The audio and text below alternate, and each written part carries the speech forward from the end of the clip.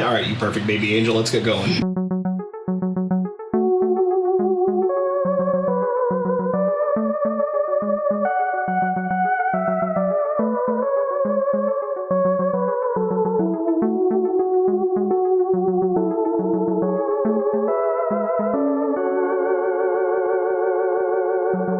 Hey everybody, and welcome back to another episode of Who Is My Doctor? Who is my doctor? Who is indeed. I'm your host, Zach, and I know a lot about Doctor Who. And I'm also your host, Cassie. And I'm so happy right now. Oh, you have no idea how happy you are right now. I'm so happy right now. Yes, welcome to our little segment called the Summer of Spin-Offs, where for the next, Hooray! I think, 4 or 5 weeks, we'll be watching all but one of Doctor Who's spin-off shows, and the last one is because the most recent one isn't coming out for several months in America, even though it came out in like January for the British people. But we're gonna, damn Brits. Yeah, so we'll get to that eventually. We're gonna watch a series of spin-offs, and I realized that like 3 of the 4 of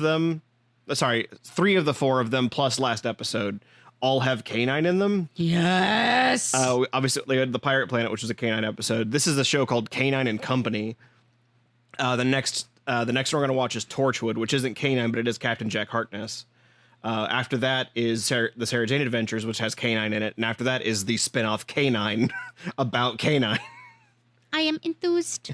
So you're really getting like an overdose of dog. This is compensation for me not having a dog of my own. Or him being in the regular series. And what we're going to watch now is K-9 and Company, a show that went to pilot, but did not go to full series. The premise of this was basically to take 2 of Doctor Who's most popular companions and put them together in a kid's show. Cute. The funny thing is Sarah Jane and K-9 had not met in Doctor Who. This was their idea after K-9 had come out and had been super popular with kids. Why Sarah Jane?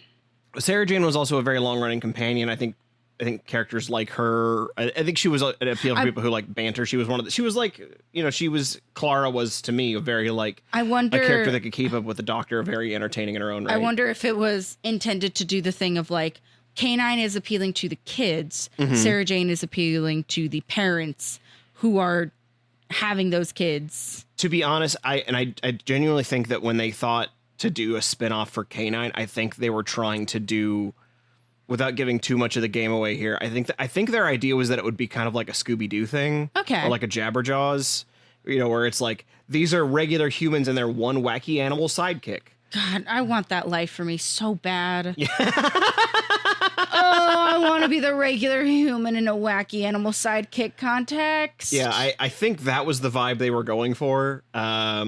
I don't know that it entirely succeeds at that, but granted, this was also a pilot, so it's hard to say what would have happened had the show like really taken off. What's interesting, though, is the show is canon, despite it only making the 1 episode. Okay. They did air it on BBC. Canon in the sense that, like, in the same way that every iteration of Hatsune Miku is canon. Well, where it doesn't matter what it is, where she is. Well, what I mean is, you remember in School Reunion where Sarah Jane has K-9? Yeah. Oh. The only way that makes sense is if this is true. Well. Because Sarah Jane and K-9 never met otherwise. So yeah, this episode is technically still canon. And in fairness, it did also air on the BBC. It aired as a Christmas special one year. This is basically there was only 2 times in all the classic era that Doctor Who aired on Christmas. And one of them is this. The other time there was a First Doctor episode that came out on Christmas. Uh-huh. But this is the only other one. And it's a very strange pilot. Like I'm not going to get too far into it because we know how I feel about, because I am a very firm believer in the, if a pilot does not grab me, no matter how good or how bad it is, mm-hmm. in the context of the story as a whole, if it doesn't grab me, I don't give it a lick of attention. So I am curious how good or how bad this pilot will pale in comparison to I will tell others. you, in watching it, I was reminded to do my segment, Cassie's favorite moment. Yeah. Because I know dead on what it's going to be. I mean, granted, there are a few runners up where I could be incorrect, but I'm I don't know that it's going to be amazing for you, but there's definitely going to be some highlights, and I think I know what the favorite moment is going to be. Oh, do you? I think we're going to find out together, but before we do that, we ought to get to the Cassie Professy for K-9 and Company. What? We're still doing those? We did still have to do some questions for these. I think these are both going to be very silly for you. They're both multiple choice, so I had to make sure the choices were interesting. As we just discussed, Sarah Jane and K-9 never met in the original series. Yeah.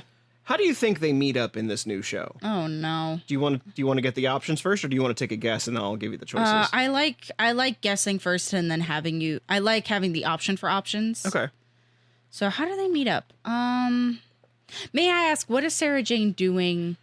What are they both doing the last time that you see them in the show? The last time we saw Sarah Jane in the classic series, and obviously you wouldn't know this, the Doctor gets summoned to Gallifrey, and so he has to drop Sarah Jane off back home to go live her normal life. It's one of those where it's like, I have to go see the space police right now, and if I take you with me, it will be a problem, so you got to stay here. And so she basically is sent back to live her regular life. She goes back to normal living as an investigative journalist. And I guess I don't mind spoiling this. This is not the same there, because K-9 is still happening in Doctor Who. This is a different model of K-9. Interesting. So this is not the... Wait. So K-9's a robot. There are multiple K-9s. No. You remember There's the one. You remember how at the end There's the one. There's not the one that looks like the 2000 popular toy Poochie. There's not one of those. It's just the one dog. Special boy. This is a K-9. There is not necessarily the K-9. No. You're wrong. In fact, I think in the show we have seen across all There's the one. Across all the spinoffs, I think there are 4. There's one.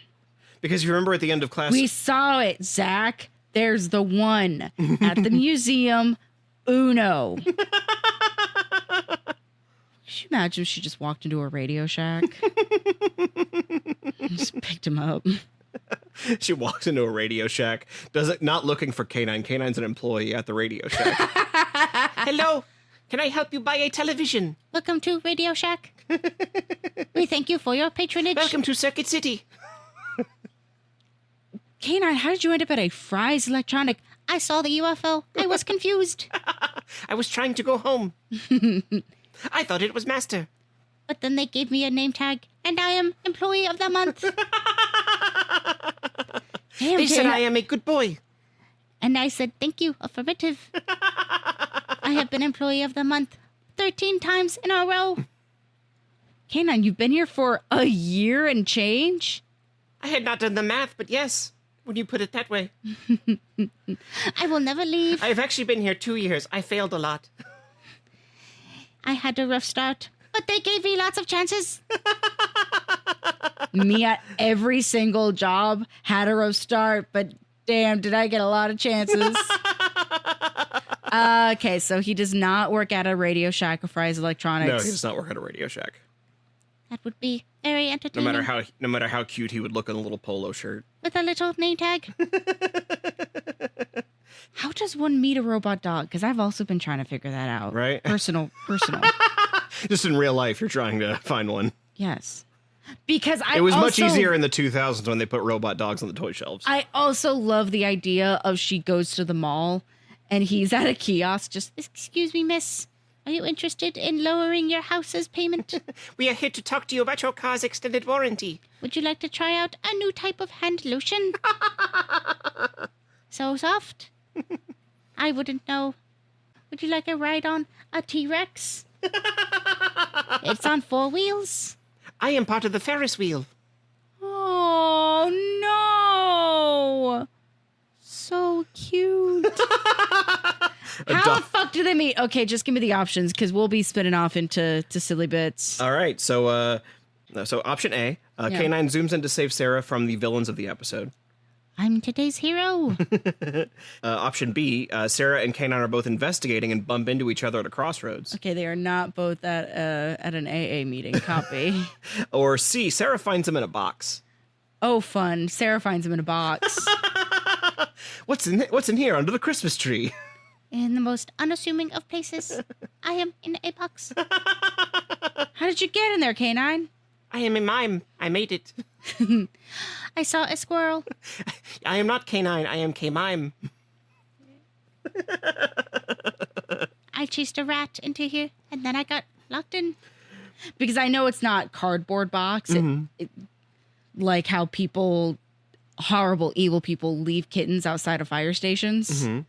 They did not do that with K-9. He's not in a cardboard box outside of a hospital. Although that's also very funny.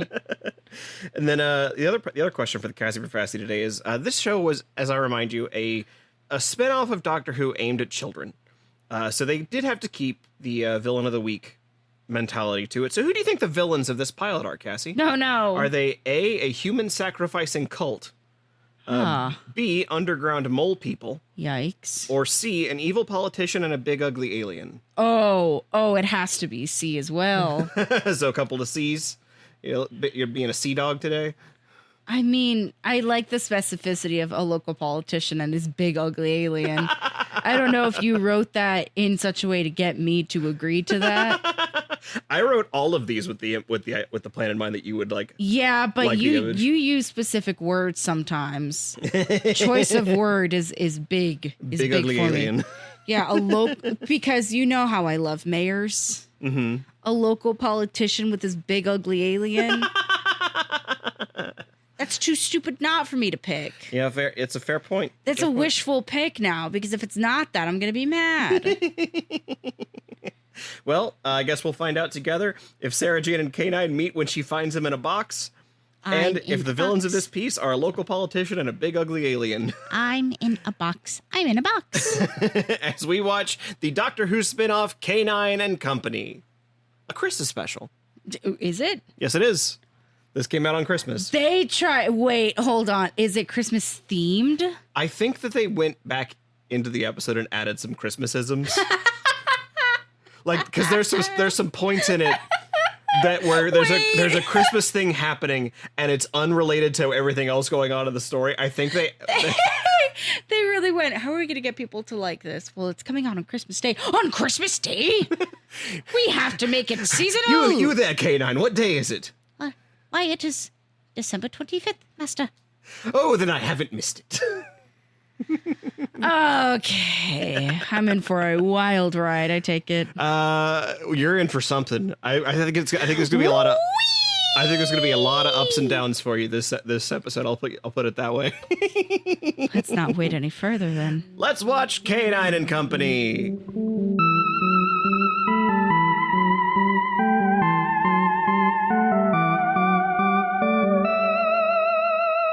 Today's episode of Who is My Doctor is brought to you by NordVPN. BRDTFNYL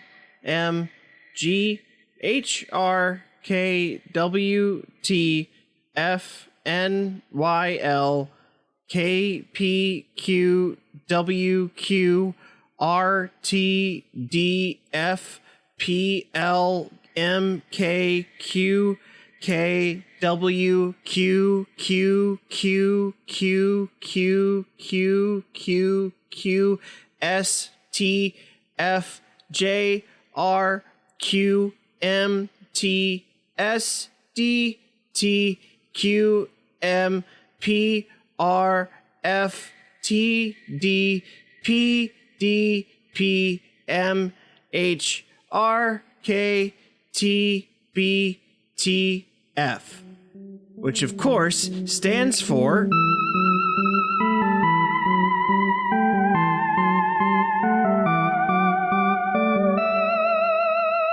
And we are back from K-9 and Company. K-9. Zach, when you're right, you're right. Like that intro is just some quintessential 80s cheese. Oh, because here's the thing. In this house, because of the work that I've been doing, I like putting on things in the background, and I recently discovered that Shout TV has a 24/7 Pee-wee's Playhouse stream on YouTube. Pee-wee.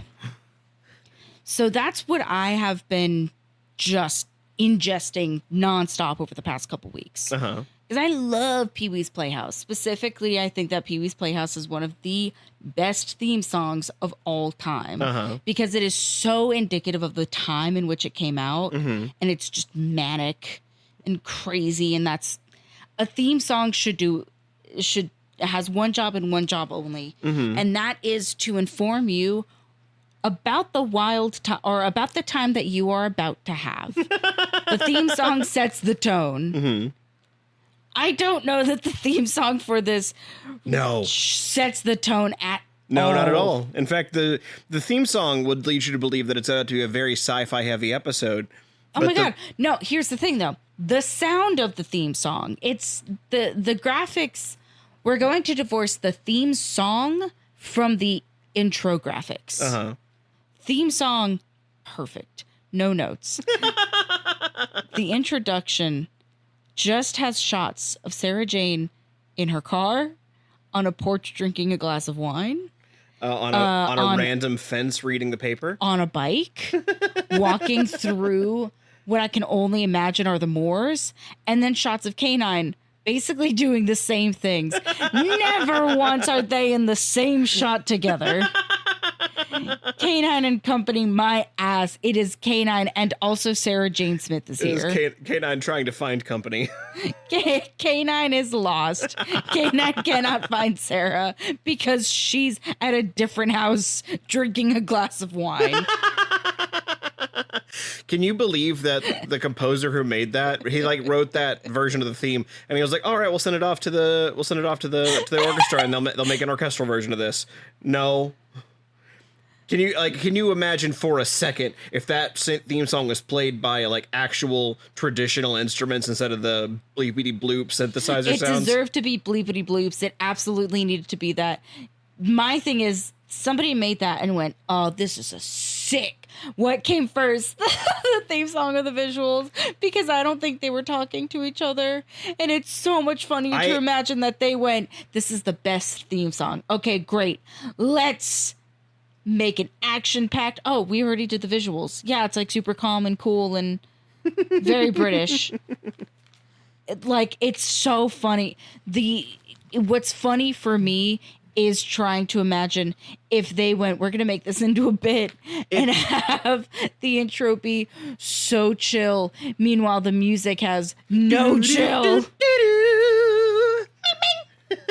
Bark, bark. See, I'm pretty sure the themes. I think you're partly right. For like 5 minutes. I think you're partly right. I do think that they came up with them separately, especially because I think they wrote the theme song, and then when it came to filming it, they were like, we only had ideas for enough. We had like a shot of K-9 and a shot of Sarah planned. We didn't plan on doing this for like 5 whole minutes. Because here's the thing too, the intro goes on for, and it's only a little bit of an exaggeration. It might go on a solid 2 minutes. Yeah, it's at least 2.5 to 3 minutes. Yeah, which is much longer than any intro needs to be. Like here's the and thing. Some of the shots they do recycle and show twice. I think spirit in terms of vibe, not in terms of like execution, but in terms of vibe, it felt a lot to me like your Sid and Marty Krofft intros. Like, and I'm talking. But that's the thing, though, is there's no explainer of what's going on in the show like there are in those. But that's the thing, is that the intro for a lot of Sid and Marty Krofft stuff. The intro for a lot of Sid and Marty Krofft shows do have moments from the episodes. Now, that's a lie. I'm thinking specifically about the intro for like Land of the Lost, because we have watched the pilot for that. Yes. The intro does its job at telling you what the situation is. We are skipping through a lot of prequel. I don't really know why they didn't do that for this, because you already have to know who Sarah Jane is, who the Doctor is, who K-9 is, to then accept that this is what is happening. Yeah. I would not trade this for that, but I do wonder what the version of this theme song sounded like with that very what's the word? Like not lore. Like if they exposition heavy intro. Like if they went into this without expecting that nobody knows who Sarah Jane or K-9 are. Yeah. Where it's here's even a refresher course on who these people are, what is happening. Yeah. I think that would have also been. I think if they had done that, it also would have made K-9's introduction a little more dynamic than just him being in a box. And then having a button pressed and him waking up going, "Hello, mistress." I don't know if you perceived like the full story around why K-9 was in a box. So the doctor mailed K-9 to Sarah Jane 3 years ago, and he's been kept in a box in the attic of her aunt's house for 3 years. It's the fact that the doctor went, "I'm done with this. You can have him now." I love knowing these. What did K-9 do to the doctor to make him so angry that he put him in a box and then mailed that box? I have the capability of sending this 5,000-year-old this robot dog from the year 5000. I have the capability of dropping this dog off anywhere in time and space. What should I do with him? I know. I'll send him via the British Postal Service. Snail mail. Sarah loves snail mail. Not to Sarah directly. I'll send him to her aunt. I mean, and her aunt will certainly not open the box for over the course of however long it takes it to get to Sarah Jane. In fairness, I shall send it via snail mail. In fairness, when I need to send things to my sister, I don't send them to my sister's address. I send them to my mom's address because I know my mom will get them to my sister faster than my sister will get to it. Right, but you don't send a nuclear-powered robot dog from the year 5000 to your mom. I also don't have a time machine where I can just drop shit off at the appropriate time and place that I intend it to be in. It's so ridiculous. Where it's just like, just have K-9 doing a thing. Like, he got left there and he's doing his own investigations. He's a good boy. Similar to like in Lightyear, how Buzz spoilers for anybody who hasn't seen Lightyear, Buzz at one point tells Socks to run calculations. To run calculations on this like crystalline structure, like nuclear powered thing that he needs to power his jump into light speed. So he has Socks the cat doing and running calculations for what is effectively 65 years because he has Socks is like, "How can I help you?" And he's like, "I don't know, fucking do shit, do math. Do math." And that is exactly what he's doing. I could see the doctor doing the same thing with K-9. Just like, I don't know, investigate, figure out what killed the dinosaurs. I don't know. And then K-9's just like... Turns out it was your companion master. Your companion killed the dinosaurs. Yeah, it turns out it's just K-9 in a quarry like, "I've gotten to the bottom. I know what is at the bottom of the Marianas Trench. I have found Atlantis. It is very wet, turns out. Computer dog, not good in water." Also, just for a show that was meant to be for children, let's have it start on a cult. Yeah, a human sacrificing black magic cult. Here's the thing. Here's the thing. Like goat masks and robes and all of it. Here's the thing. I have a bone to pick with the cult. Because like Hecate is one of the few like Pockety. Yeah, Hecate is one of the goddesses, or like is one of the. We'll call her a deity, who is still. I know somebody who has a shrine dedicated to Hecate in her house. Like she is not super duper witchy, but like if you are somebody who practices witchcraft or are interested in like paganism, yes, Hecate is one of the most like beginner friendly because she is just kind of the symbol of witches. A little bit of necromancy, but not so much so that it's like you do not see Hecate and immediately go, "Oh, that's somebody who is..." That's bad news. That's bad news. Hecate is like, "Oh, okay, cool. Yeah, you're a little witchy." She is like, a lot of times she is seen with dogs. So I do like the association of Hecate has sent one of her... Yes. Like one of her dogs to Which is probably why she was picked, is to have that gardener freak out, being like, the dog breathed fire. It was Hecate's dog. A lot of cult, or like a lot of like witchy cults, witchcraft. Yeah, it's not even a cult. It's usually like covens. Mm-hmm. Human sacrifice, not usually a thing that people do. Not only is it illegal, extremely messy. Mm-hmm. We don't like dealing in that. And also, if it is the opposite, where it is a little bit more, it leans darker, perhaps even like if you're buying into like Mephistopheles, Satan, like any of those like darker, then you wouldn't have the pentagram facing the right way. It would be inverted. Oh, it's also... and the goat iconography is also... It's just...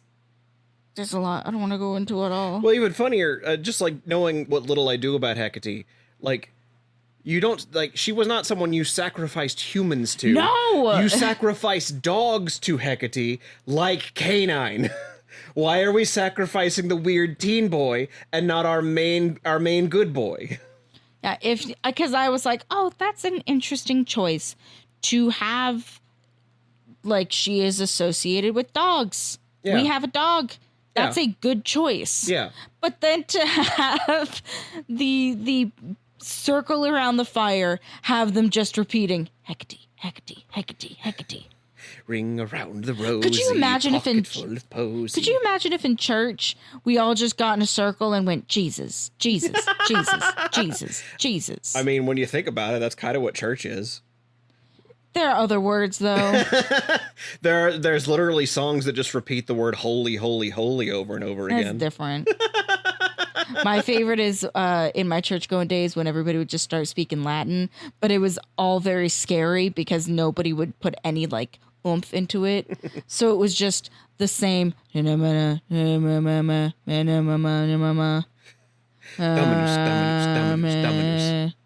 Yeah. Or as my dad used to call it, my father plays dominoes better than your father. I love it. I love the drone of like Catholicism. Can't beat it.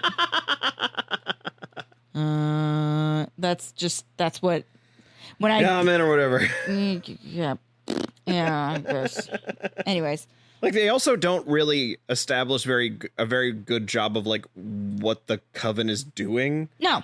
Like, it's... Other than everything about it is meant to look spooky. Yeah, it's a spooky coven that seems to have some relationship to, like, nature. Because they, the gardener is part of it, and he's talking about how, like, yeah, the pH balance is all over the place here, but you just don't understand nature, boy. There's some things you don't learn in books. Yeah. You learn through experience. He repeats, you learn things through experience. There's a part of me that's like, all right, everybody's calling you the commander.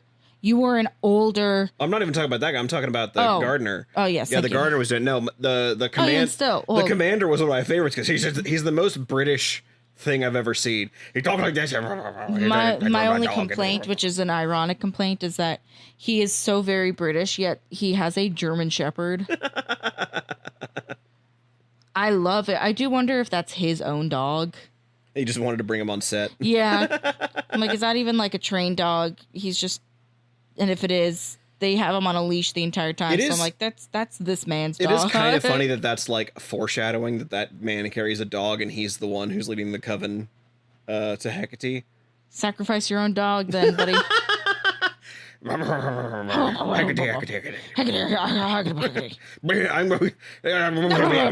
English smoke pipe. There were times, because we watched this off of Dailymotion, there were no subtitles. Good God. I know English is the same language, but there are times... Especially there are times where old man, deep country, village English sounds so much different than... Just sounds like marbles in the mouth. Yeah.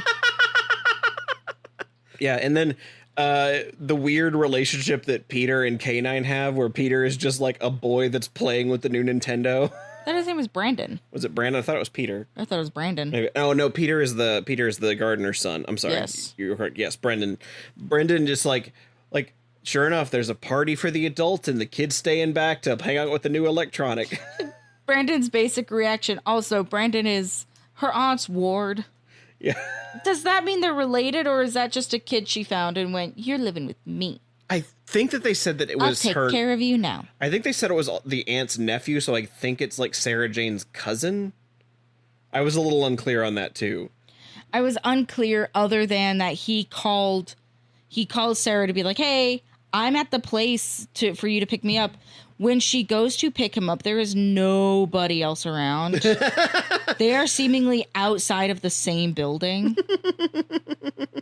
Yeah, they are in an uninhabited village. There's one other car. Yeah, they're in this backwater village where he goes to the train station because he didn't want to wait for her to pick him up from school from whatever like private school he was at. We'll call it university. Yeah, he was away at a private school, and Sarah Jane was supposed to come pick him up, but she's like, "Can I come get you tomorrow? I've had kind of a long day." And he's like, "Oh, I'm already at the train station. Can you? I'm very cold here."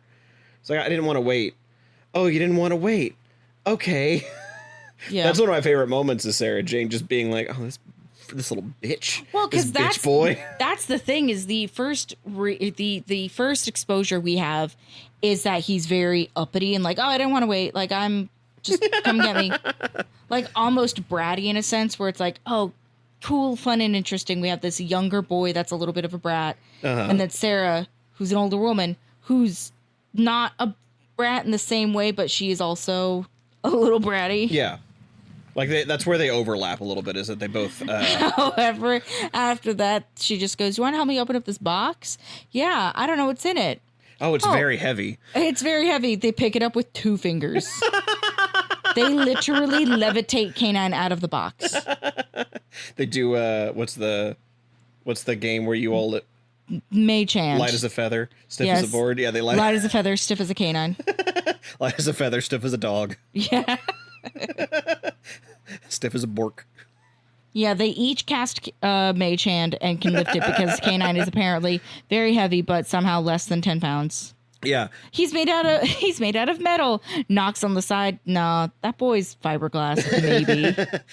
He's made of plastic. He is made of... those are some of my favorite things is when they like fail to account for how K-9 is supposed to be. Like there's one point where he like rolls into a room, but he like his like wheels are all rickety over the door. I am an advanced piece of technology. Oops, I fell down the stairs. It's really funny. I will say I also appreciate how often his little like ear satellites move. Yeah, his ears waggle and his tail wiggles. I know. Yeah, I caught that. His tail has the capability of wagging, but only up and down. Yeah, he's a lot. He's just so like beautifully simple. He is just a box with a face. Oh my god. Not a box, he's a pentagram. And then he's supposed to be, advanced technology from the year 5000 because not a pentagram. He's like K-9 is a parallelogram. Yeah, but then because these in the 80s, they didn't even have the concept of smartphones yet. So even now he's like, I have done a soil analysis here. It spits out a ticker tape out of my nose. Yeah. I'm like, now I'm just like, yeah, I just have a screen. I've got a phone that's connected to all of human knowledge at all times. I have a phone that has more technology inside of it than the computers that launched the first rocket into space. My phone takes up the room in my pocket. Not 4 rooms in my house. And then the K-9's main way of conveying information is to print it out on this little receipt paper that comes out of his snoot, just underneath his nose laser. Yeah, underneath his apparently non-lethal. The nose laser. Defense mode. Yeah, the nose laser only deals knockout power. Mm-hmm. So as we've established, you got 1 of 2 points this episode because it was a human sacrificing cult, and they did find K-9 in a box. K-9 in a box. And I definitely got my point for Cassie's favorite moment because it was absolutely that theme song. If anybody listening to this doesn't want to go through and watch the entire episode, I don't. We recommend the first 2 to 3 minutes. I just need everybody to listen to K-9. Because the first episode, or like the intro, does do a really beautiful job at gassing you up, and I'm excited. K-9. You heard like 2 notes and were on board. You went, oh, I'm in. And then you see a pagan cult, and you go, oh shit, we're getting really serious. We're in cult territory. And then it immediately pivots to 2 old ladies yapping. For like way too long. 5 minutes they're yapping. Yeah.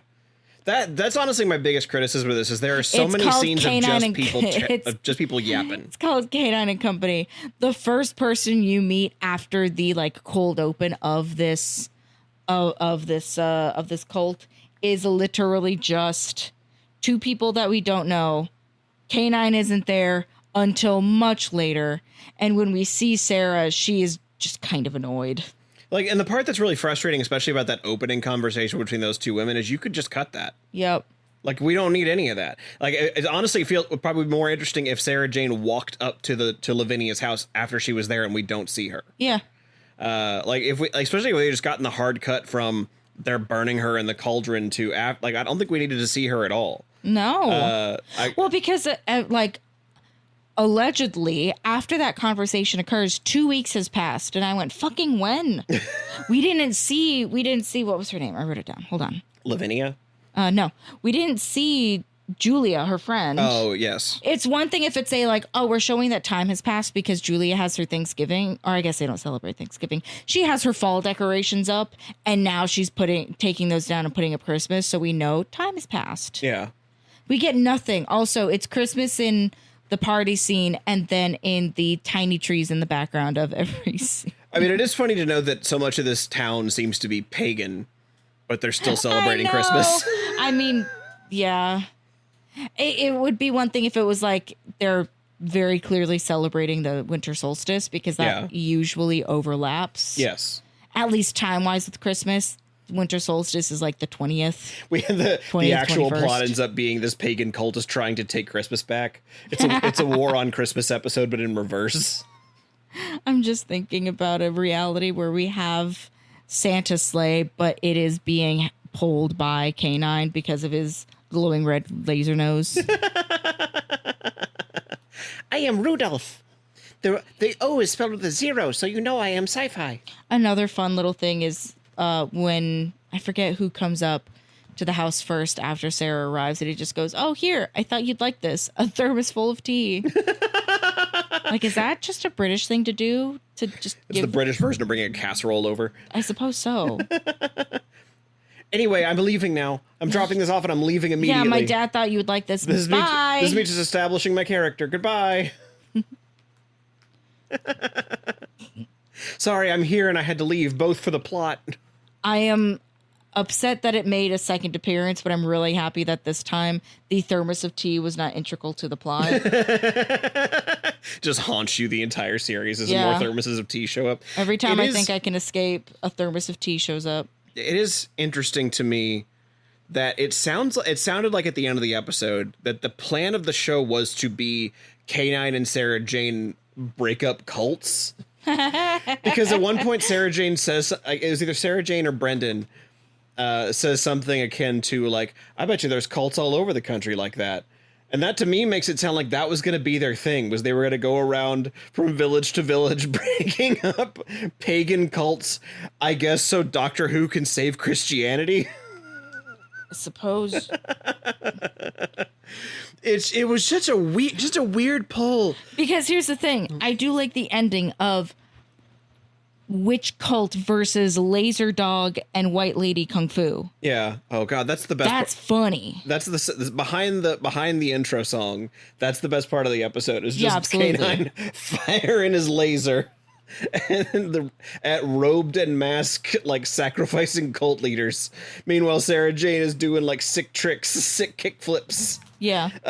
Like knocking people over. Yeah, no, it's awesome. And Brendan is like strapped to a table dressed in what appears to just be a loincloth made of toilet paper. Yeah. Like, that's what the show should have been the entire time. It's just more of that, please. I know I don't know how popular, whoa. I don't know how popular it is in the UK. Mm-hmm. I thought that this was going to be way more Scooby-Doo-y. That's the thing, is I think that's the vibe they wanted to go for, because the lane they were taking is the mystery of what happened to Sarah Jane's aunt. Yeah. Which, again, is a little weird. I feel like they really just should have not shown her at the beginning, and it would have made it feel a little more mysterious. Yeah. Because as it was, the cut from her being there to not being there feels like Sarah Jane walks up and she's just gone all of a sudden. That's what I thought happened. And I was confused because seeing her on the newspaper. Yeah. Because you see the picture of her getting thrown into the fire, and then you see her face on the newspaper that says British journalist in the Americas or whatever. Yeah, to tour America. So there is the part that's like, okay, cool. We are establishing that this person is important because we are seeing pictures of her. Uh-huh. But seeing her and then having her just vanish seemingly in thin air. Because that's another thing, too, is she could have vanished. This is a fake TV show. She could literally have been there. She could have been abducted by aliens. And then, yes. And then have every neighbor be like, no, I literally just saw her yesterday. Yeah. There's no reason for her to have just disappeared, but, you know. Yeah, and then there's the reveal. Happened. And there's the reveal at the end that it was actually all a big misdirect, that she actually really did just go to America early. Yeah. And it does. One of the things that really threw me is Brendan is like they're chatting out what could have possibly happened to her, and Brendan's like, maybe she just left early, and Sarah Jane's like, right before Christmas, and Brendan's response is, I don't think Americans really go for Christmas over there. What? I understand you're not from here, but I feel like the Christmas hoorah has been prevalent my entire life. Oh yeah, and for quite a while before. Oh yeah. After Coca-Cola said we're gonna put Santa on the bottles. Like, I can't begin to imagine that read to anyone who knows anything about America. Like, I would think that if you know anything about America, you know, we fucking love to celebrate. Doesn't matter what it is. Like, we love capitalism as a holiday culture. Ooh, yes, we find do. So many excuses to make it our holidays, especially Christmas. Christmas is like the one. Like, it's like the back half of the year, we stole Halloween from the Canadians. Look it up. We invented a fake gratitude Thanksgiving holiday. That is just a mask to cover our genocide of the native peoples. And then that gives way to fucking Christmas. For the last quarter of the year, America's just a never-ending party. We love, our culture adores Christmas and is devoted so heavily to the idea of Christmas that we start selling our Halloween stuff in July so we can justify selling Christmas stuff in September. I literally just saw a reel on my Instagram. Mm-hmm. That was like, Christmas is in 5 months. And specifically, it was geared towards crafters. It's like hey, start making your Christmas things now. Mm-hmm. And it was a reel that was, in fact, it posted like 3 days ago. So it's not one that was just recycled. Mm-hmm. But yeah, we love it. We love themes. We love theming and celebrating. And I feel like that is something that most, and I've lived in the US my entire life. I don't know much about what it's like in other parts of the world, but I feel like that is something that you as an outsider would look at the US and say, oh yeah, those bitches, they love a good theme.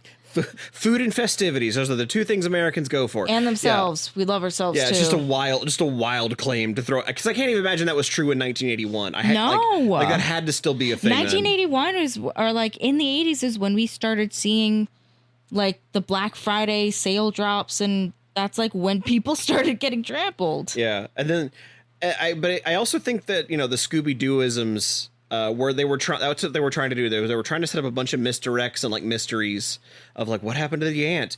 Oh, these like people that are my aunt's friends are being super weird about everything. Yeah, everybody has a fucking key to the inside of the house too, apparently. Yeah, like there's Sarah, Lavinia's like business partner, I guess, rents a room there. There's the gardener and the gardener's son. Her friend and her friend's husband both like pick up the phone and they talk super weird on it. You should come over to dinner. We would love to have you for a meal. Yeah, they don't ever mention, like, you should come over. She'll come. You should come over. We're having a party. Just, you should come over for a drink. Because the you should implication, drink more of that. It will help you unwind. Yeah, you should be more specific with your intentions. But that's the other thing is I went, the drink is going to be poisoned, or they're so indignant on her coming over for drink.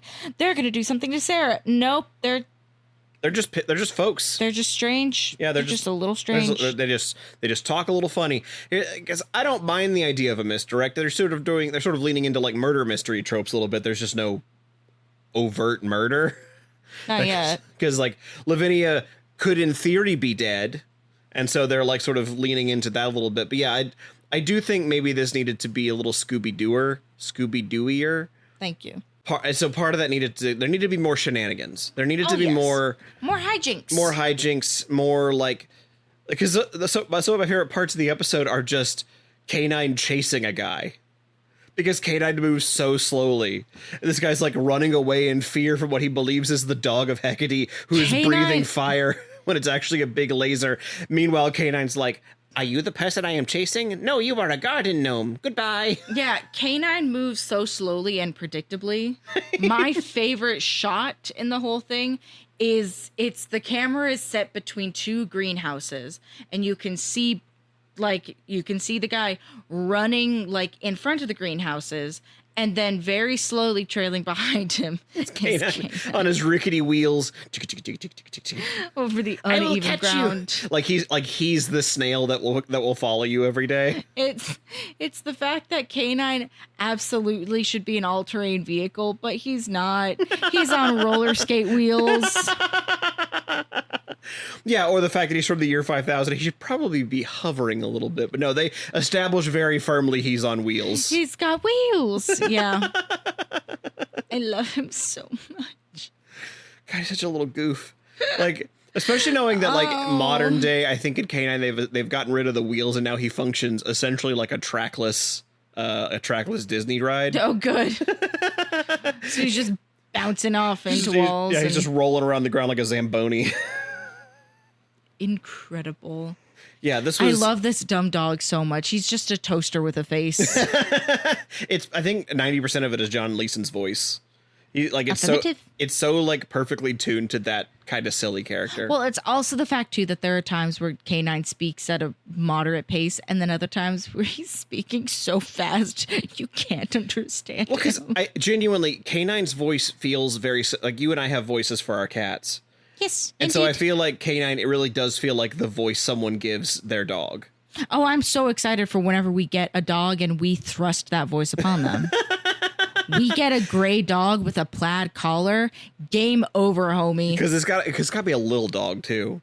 Like a little, so there's a dog in Pee-wee's Big Adventure. Mm-hmm. Pee-wee's dog's name is Speck. Uh-huh. And it's like a little gray chihuahua with black spots. Uh-huh. We have a little gray chihuahua with black spots. That bitch's name is K-9, and he sounds like this. Forever. Here's the thing, Cassie. We've done Who Is My Dog Tour a lot.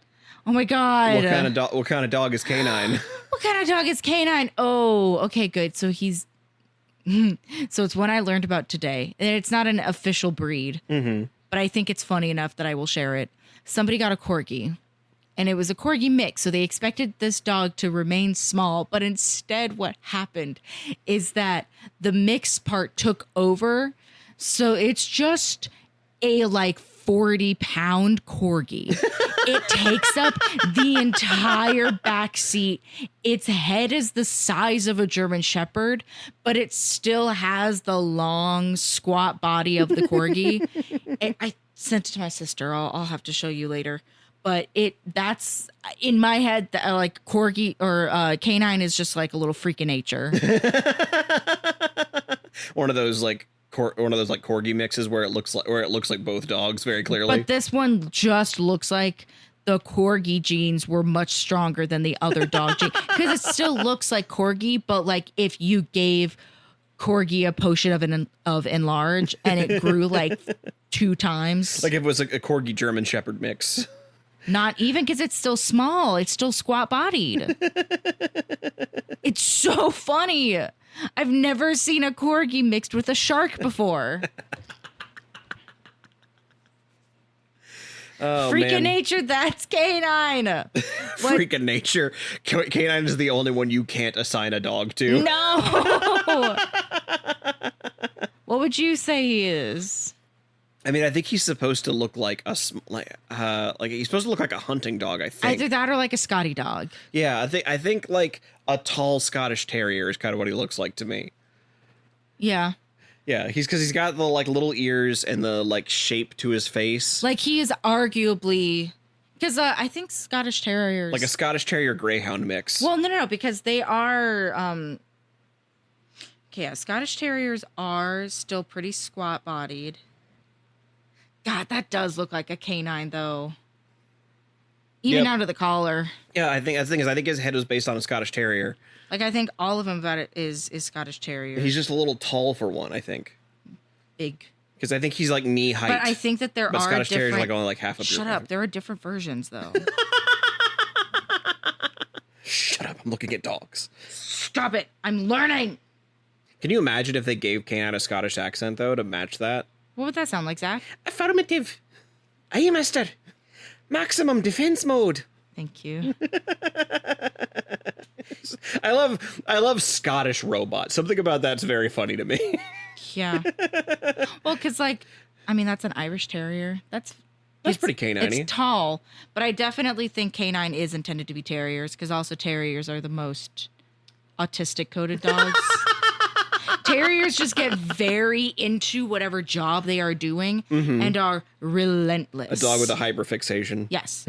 There's a lady I follow who has 2 Jack Russell Terriers. One is a mix, and he's pretty chill and like will still get very excited about some things. But her other one is an absolute menace to society, and will not found like a chicken bone on a walk once, and now every day they go on a walk, that dog is pulling her in the direction that he found the chicken bone the one time 4 years ago. So I think here's the thing. I know we can't watch any more of this show. I would be curious to see. I would love more of this. I would be curious to see, like, especially if they had like polished it up a little bit to have a little more. That's the thing. It's like a lot of the critiques I have of it, I think are rooted more in it's suffering from like pilot trial and error. Yeah, it's suffering from like low pilot budget.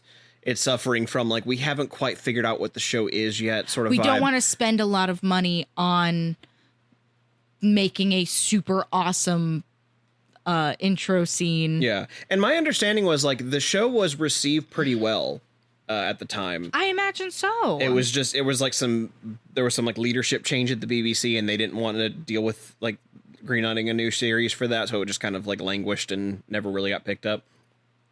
I do like that. Just to let you know, this was indeed a Christmas special. It ends with K-9 learning the song "We Wish You a Merry Christmas." You wish we Christmas Merry. Hang on, resetting. That's what happens when you and I trip over our words in this podcast. Is we hang on. Resetting. Is there a new phrase that has entered my vernacular? A new vocal stem from K-9 and Company. So that's going to be, I think, a thing I ask you at the end of all of these is, would you be interested in watching more of this? In this case, there isn't more to watch, but would you have been interested in watching more of this? I think so, because it's something too where I suffer from being near my phoneitis, which is when my phone is around, I'm like, oh, what's going on? What's in the news? Yeah. I took off my blocker on Instagram, so I'm going to scroll and see how much money I can spend today.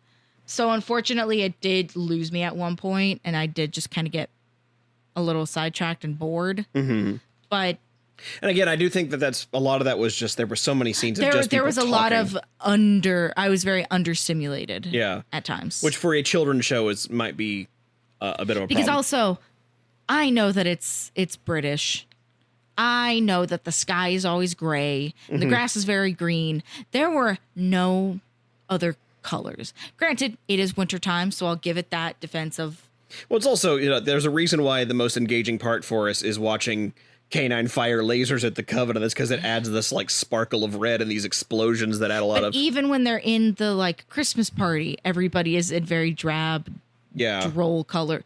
Like, they're just visually speaking, there is not a lot of I'd even color. made a comment, like, it felt so weird looking at all these houses that are supposed to be decorated for Christmas, that it's like there's a tiny tree shoved in the corner and like a string of garland. There is like 6 strings of like 2-foot strings of garland that are scotch taped to parts of the wall. But everybody else is in gray, black. Like, I recognize that, again, this is a very British show. If for no other reason than one of the characters you can only understand if you are native. Smoking a pipe and talking about dogs. English. British. Still my lip and all that. Carrying on and keeping on. There's also a part that's like, this is supposed to be a spinoff of Doctor Who. Specifically, one of the doctors that we associate so strongly with K-9 wears a Technicolor 7-foot scarf. Both of these people we associate with the Fourth Doctor. Both K-9 and Sarah Jane are Fourth Doctor companions. Like, the Fourth Doctor is so famously drenched in color. Even when he's not wearing a scarf, he's dressed as Carmen Sandiego. Yeah. He's a tall man with like a big face, even bigger scarf, the big scarf, big hat, long coat. Like, he is a very like visually captivating character. And you know, Sarah Jane is a fun dynamic, but she needs someone to bounce off of, and K-9 is just kind of not that. K-9 is a gray box. Yeah.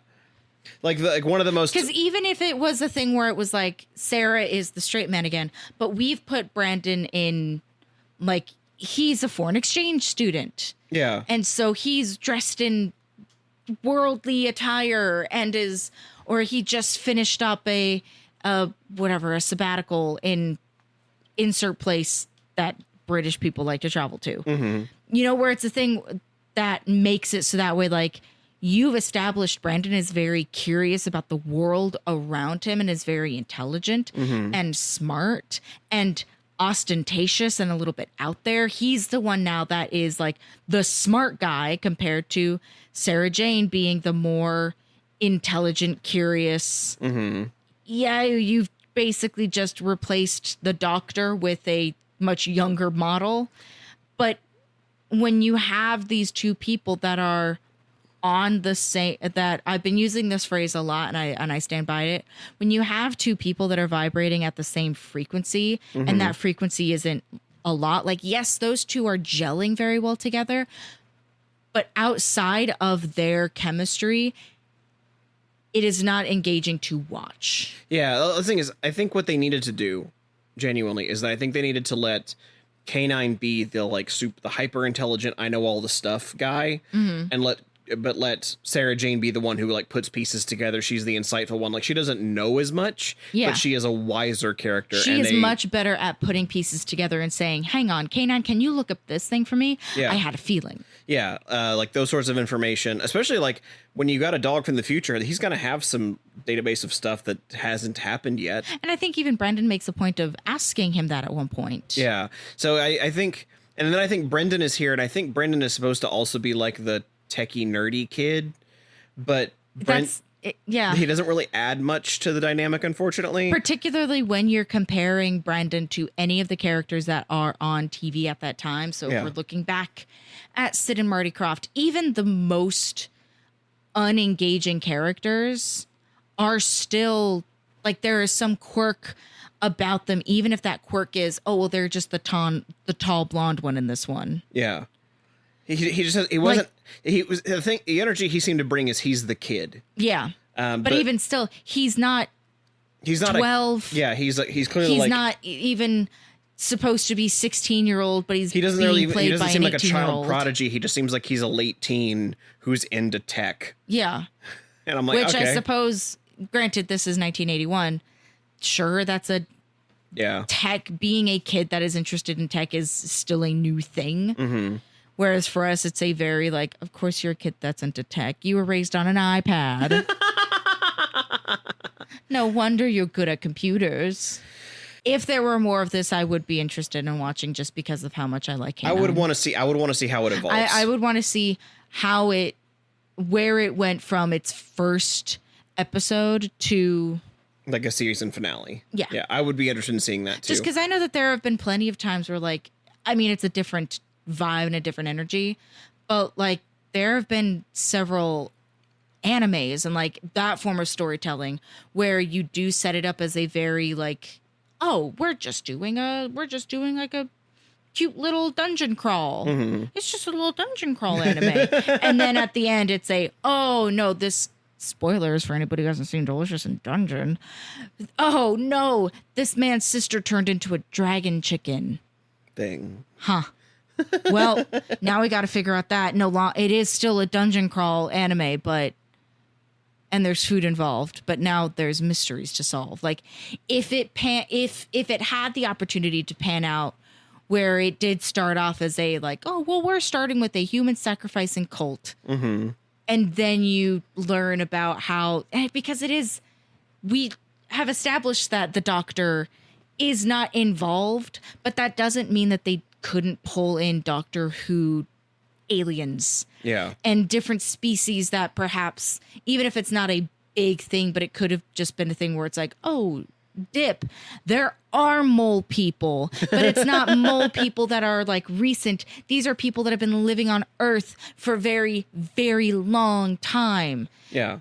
Like the Underminer. Yeah. I am beneath you, but you are never beneath me. Like there's a lot of potential, especially considering that this is a Doctor Who spinoff. I am shocked that the first episode truly had nothing to do, and that's also very possible. The only sci-fi in it is K-9. It's very possible that they went, we want to divorce K-9 from sci-fi and ground him more in reality. We want him to be the weird sci-fi thing and not have it be a weird sci-fi show, which I don't think works. No. Like I this is one of those moments where I got what I wanted and now I don't like it.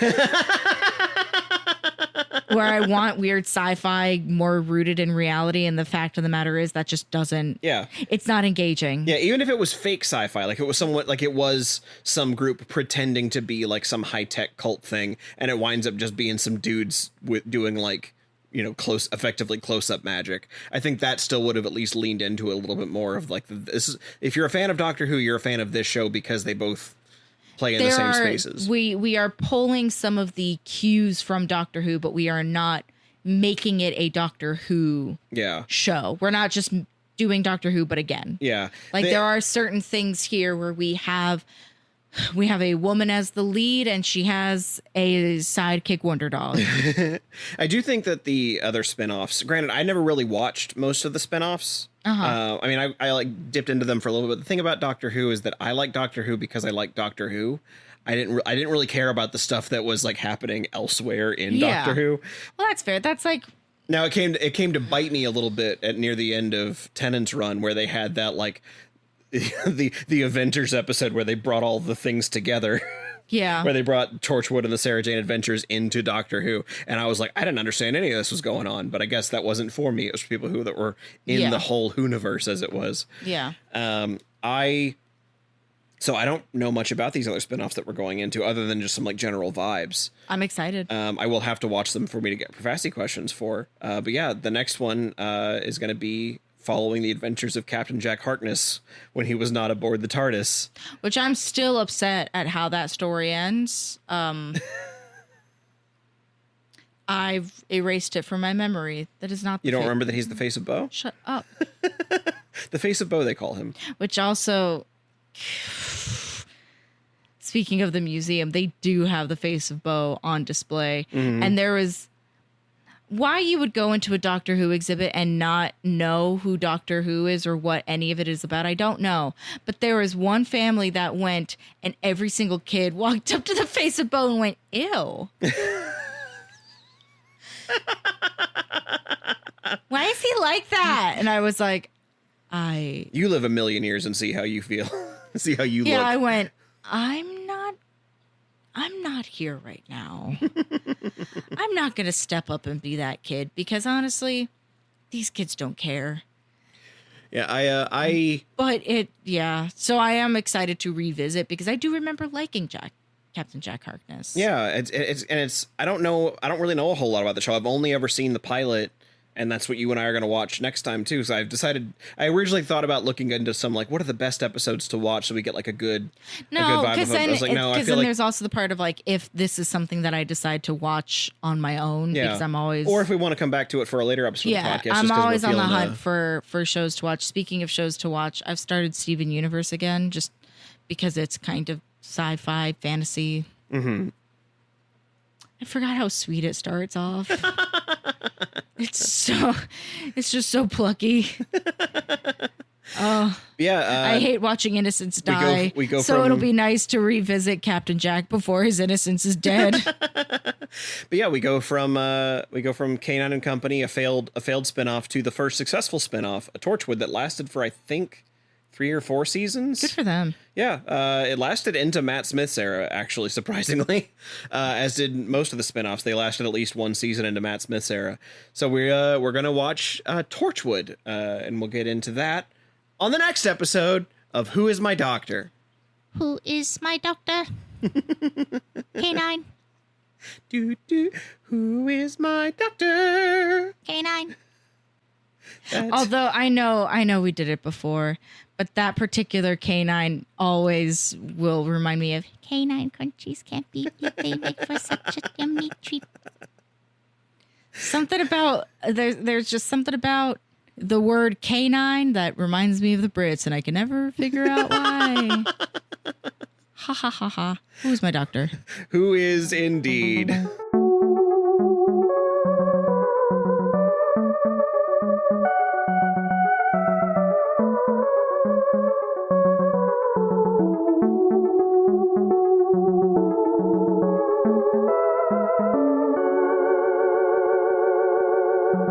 Hey there, everybody. I hope you're all excited for the summer of spin-offs, as even I don't know what to expect from these episodes. I know next to nothing about most of these and won't until I'm taking notes for the Cassie Profassi questions. It will be a real discovery for all of us. Special thanks, as always, to our Bed Daddy Dolly patrons Andrew Blewett, David Gansel, Travis Aiken, and Daniel Lindgren. Next week, we're watching Torchwood, so we'll find out what that's about next Tuesday, because your Tuesdays are still Who's Days.